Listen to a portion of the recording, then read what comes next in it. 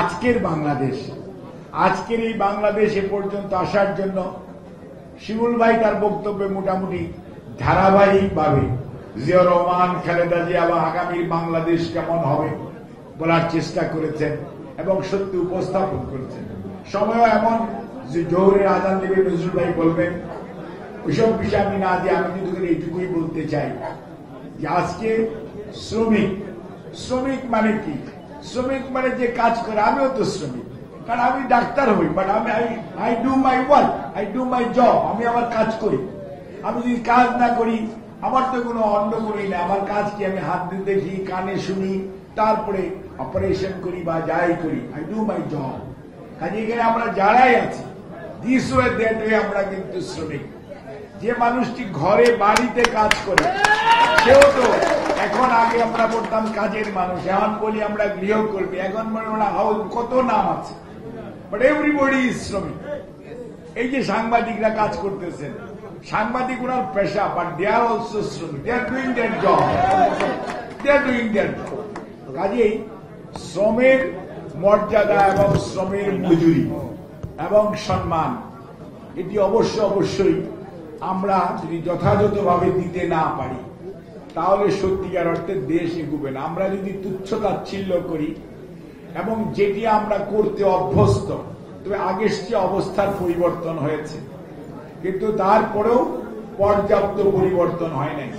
কাজে আমরা মনে করি যে শ্রমজীবী মানুষ যারা আমরা, আপনারা সহ, আমরা যারা এখানে নাই, যারা বাইরে আছে তারা সহ, এই শ্রমজীবী মানুষকে যদি আমরা যথাযথ সম্মান এবং শ্রদ্ধা এবং তাদের যে ন্যায়সঙ্গত মজুরি এবং শ্রমের কাজ করার যে পরিবেশ, এটা যদি আমরা সুনিশ্চিত করতে না পারি তাহলে একটা শ্রমিকের স্বাস্থ্য ভালো থাকবে না, কাজ করতে পারবে না। একটা শ্রমিক এর পেট ব্যথা করছে, সে কিভাবে কাজ করবে? সে রাত্রে ঘুমোতে পারে, তার ঘুমার জায়গাটা ভালো না, তাহলে সে কিভাবে কাজ করবে? অর্থাৎ আপনাকে মনে রাখতে হবে, আপনি যদি আউটপুট চান, অর্থাৎ কারো কাছ থেকে কোনো কাজ চান, তাহলে আপনাকে পর্যাপ্ত পরিমাণ সেই পরিবেশটা সুনিশ্চিত করতে হবে।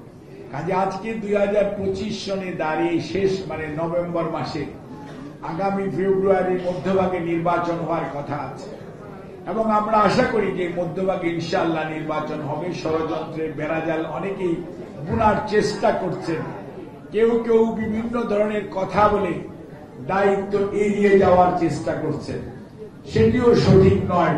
কারণ যারা সরকারে আছেন আপনাদের বয়স 14 মাস হয়ে গেছে।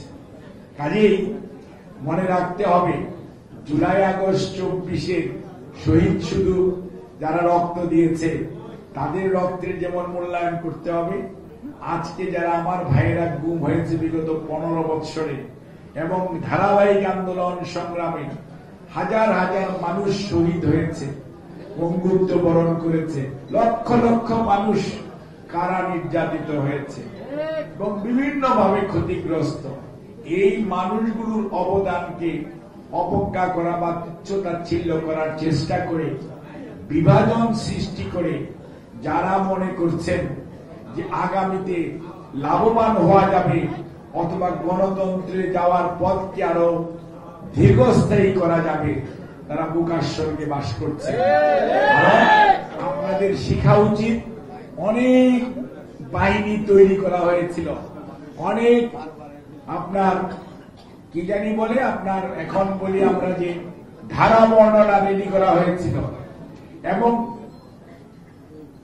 রাষ্ট্রীয় সম্পদ লুণ্ঠন করে এমন ভাবে দেশে এবং বিদেশে একটি সুবিধাভোগী শ্রেণী তৈরি করা হয়েছিল, মানুষ কিন্তু অনেক ক্ষেত্রে হতাশায় নিমজ্জিত হয়েছিল যে হয়তোবা ওদের সাথে আর পারা যাবে না।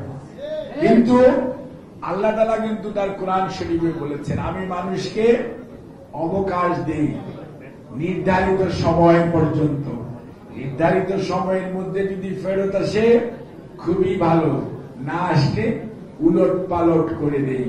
অর্থাৎ আপনাকে বুঝতে হবে, আজকে যারা চেয়ারে বসে অথবা চেয়ারের বাইরে থেকে ক্ষমতার স্বাদ আস্বাদন করে মনে করছেন এটা আরো একটু লম্বা করবেন এবং জনগণকে 14তে ভোট দিতে দেন নাই, 18তে রাত্রে করেছে, 24-এ দরকার পড়ে নাই, এখন 26-এও এটাকে টেনে লম্বা করে অধিকার হারা করে রাখবেন।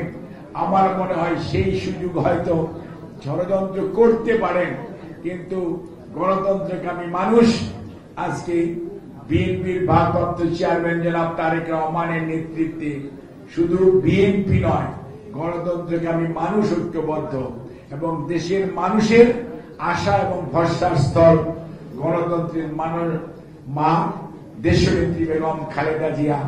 উনিও যখন আজকে নির্বাচনে প্রতিদ্বন্দ্বিতা করার জন্য আলহামদুলিল্লাহ ওনার দল ওনাকে নমিনেট করেছে এবং ওনার আগ্রহ আছে, কাজেই সেই অবস্থায় দাঁড়িয়ে গণতন্ত্রকে প্রলম্বিত করার ষড়যন্ত্র এদেশের সাধারণ সংখ্যাগরিষ্ঠ মানুষ কোন অবস্থাতেই গ্রহণ করবে না। কাজেই শ্রমিক ভাইরা মনে রাখবেন, গণতান্ত্রিক পরিবেশ যদি থাকে আপনার আমার দাবি আদায় হবে, আলোচনা হবে ওভার দি টেবিল। আর যদি গণতন্ত্র না থাকে, গণতন্ত্র আপনাদের প্রতিনিধিত্ব সেটা যেভাবেই হোক যদি প্রতিষ্ঠিত না হয় এবং একটি গণতান্ত্রিক পরিবেশ নিশ্চিত না হয়, তাহলে আমাদের কেন আপনাদের কেন দেশের মানুষের আশা আকাঙ্ক্ষার প্রতিফলন ঘটবে না। কাজেই এই অবস্থায় আমাদের এখন সবচেয়ে বড় দরকার, সেই 6 নভেম্বর রাত্রে যেমন সিপাহী জনতার ঐক্য হয়েছিল, ঠিক একই ধরনের ঐক্য আজকে আমাদের সকল শ্রেণী পেশার মানুষের দরকার।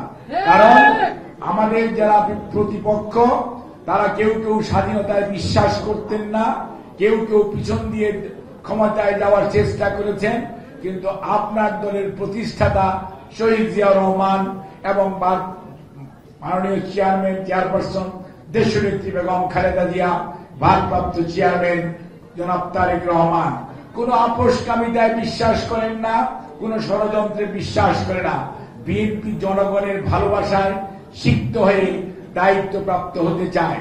সেই লক্ষ্যেই আমরা এই ঘরে যারা আছি, এর বাইরে যারা আছি, সকল শ্রেণী পেশার মানুষকে 7ই নভেম্বরের যে ঐক্য, যে শিক্ষা, সেই শিক্ষাকে আমাদের ধারণ করতে হবে এবং সেই ঐক্য যদি আমরা ধরে রাখতে পারি, আগামী জাতীয় নির্বাচনে 31 দফার আলোকে জনগণের ভাগ্য উন্নয়নের জন্য জনগণকে সাথে নিয়ে দায়িত্বপ্রাপ্ত হয়ে জনাব তারেক রহমানের নেতৃত্বে ইনশাআল্লাহ শ্রমিক শুধু নয়, সারা দেশে আমাদের অধিকার হারা মানুষের সকল দাবির সফল বাস্তবায়ন হবে বলে আমরা আশা করি।